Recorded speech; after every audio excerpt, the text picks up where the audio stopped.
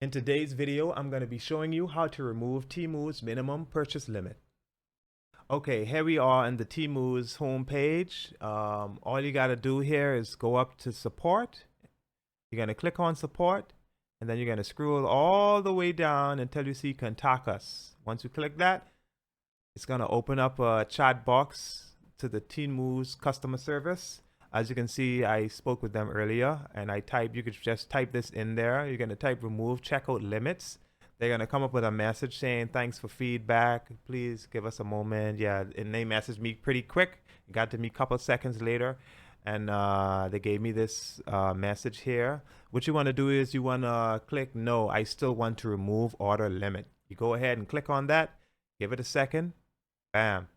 And it says, if you would like to cancel this limit, please click the button below. What you're going to do is you're going to click this here. And as you can see now, bam, it says, we're happy to inform you that your order amount limit has been removed. You're going to head and do that, click this button here, and it's going to take me straight to my cart, and bam.